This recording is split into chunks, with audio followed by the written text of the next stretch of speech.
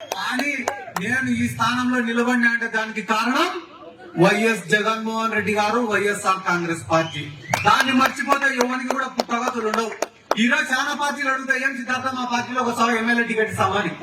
కానీ ఈ స్థానానికి రావడానికి గల కారణం ఏం లేనప్పుడు మనల్ని ప్రోత్సహించినోడు గొప్పోడు, అన్ని ఉన్నప్పుడు ఎవడైనా పిలిచాడు.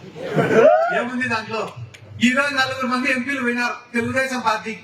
వాళ్ళని 10 మంది గుర్తుపడతారన్నా, వాళ్ళని ఎంపీలుగా చూస్తారన్నా, వాళ్ళ కాడ డబ్బులని 10 మందికి తెలిసిందన్నా, దానికి కారణం వైఎస్ జగన్మోహన్ రెడ్డి, వైఎస్ఆర్ కాంగ్రెస్ పార్టీ. దాన్ని మర్చిపోయి వాళ్ళేమనుకుంటున్నారు, సొంత బలం అనుకుంటున్నారు.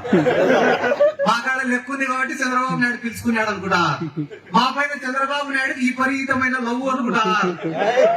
చేరినాక తెలుస్తుంది లవ్వు లేదని. మీరు ఒక 2 నెలలు ఉంటే మీరు ఎంతసేపు ఉంటే ఇంకా 1 సైడ్ లవ్వే. మీరు చంద్రబాబుని ప్రేమించాల్సిందే, ఆయన ప్రేమించాడు. మా నియోజకవర్గంలో కూడా మొన్న ఒకటి చెప్తాడు, నేను పోయి చంద్రబాబు నాయుడు కలిసి వచ్చినా పాపం నన్ను చూసినే కన్నీళ్లు పెట్టుకొని దగ్గరికి తీసుకున్నాడు. చంద్రబాబు అంటే వ్యక్తి కూడా 40 ఏళ్ళు కాపురం చేసిన ఆయన భార్యకే తెలియదు ఆయన ఏడుస్తాడో. అట్లాంటి నిన్ను చూసి నవ్వుతాడంటే అయ్యే పని, ఏడుస్తాడంటే అయ్యే పని, ఎట్ట నమ్మిదవరా నువ్వు అంటే. ఇట్లాంటి వ్యక్తులందరూ పార్టీని విడిచిపెట్టి పోతే కూడా ఒకటి నేను చెప్పదలుచుకునేది ఏమంటే, మళ్ళా మీ కుటుంబం గురించే చెప్పాలన్నా.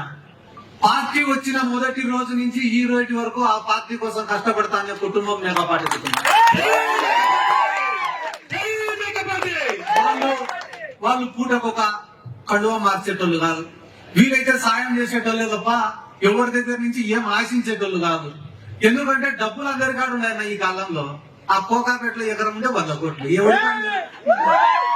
ఎవరి కాడ డబ్బులు లేవు, డబ్బుకు విలువ లేదు.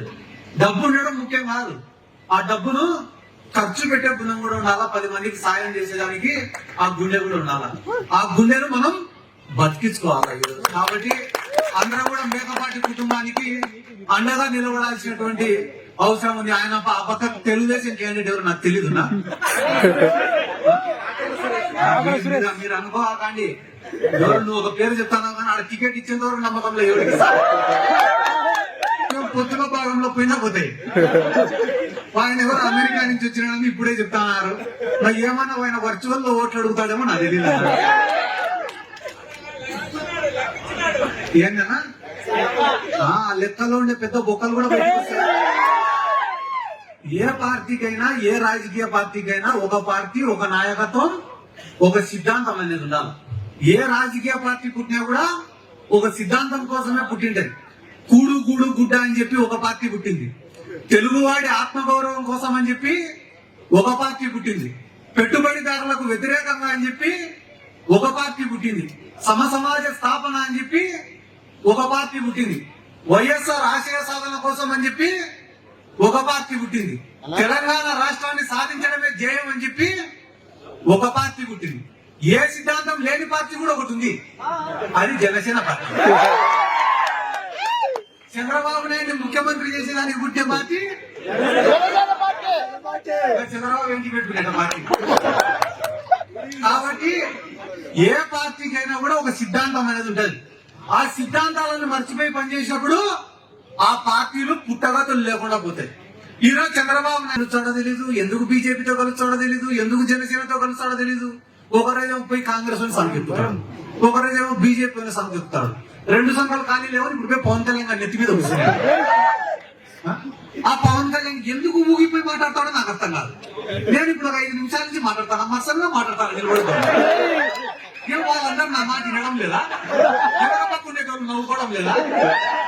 ఎవరి మాట వాళ్ళది. ఆ మూల పోతాడు, ఈ మూల పోతాడు. నాకే భయం అవుతాను అప్పుడప్పుడు స్టేజ్ నుంచి కింద ఏంటో ఈ పంచాయతీ ఎంత అర్థం కదా నాకు. ఎందుకు ఇవన్నీ కూడా చెప్తానంటే మీరు కూడా అందరూ గుర్తు పెట్టుకోండి. మోసగానికి నాయకుడికి మధ్యన ఉండేటటువంటి తేడా ఏందనేది ఆలోచన చేయండి.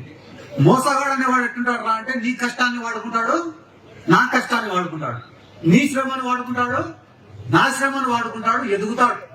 ఎదిగిన తర్వాత అందరిని కూడా మర్చిపోతాడు.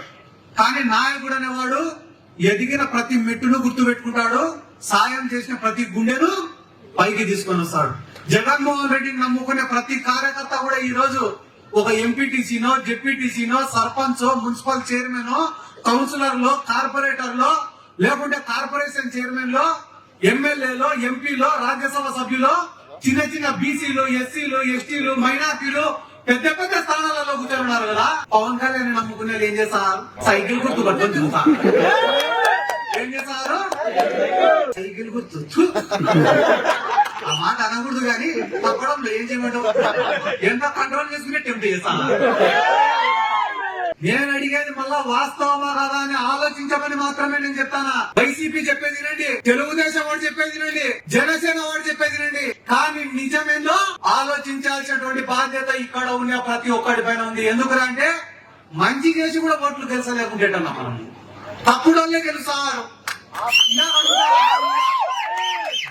స్టేజ్ పైకి ఎక్కిన వాళ్ళందరినీ 2 నిమిషాలు మాట్లాడు, 2 నిమిషాలు మాట్లాడు, 2 నిమిషాలు మాట్లాడంటే 2 నిమిషాలు మాట్లాడడానికి మేము ఉండే తెలుగుదేశంలో తెలుగుదేశం వాడు ఏం చేయలే కాబట్టి 1 నిమిషంలో మాట్లాడి వెళ్ళిపోవచ్చు.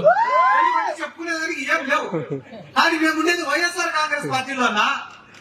అసలు మహిళలు ఏడైనా ఆసరా ప్రోగ్రాం లేకపోతే మైక్ ఇస్తే వాళ్ళు లాక్కునే ఇయడంలే మైకు.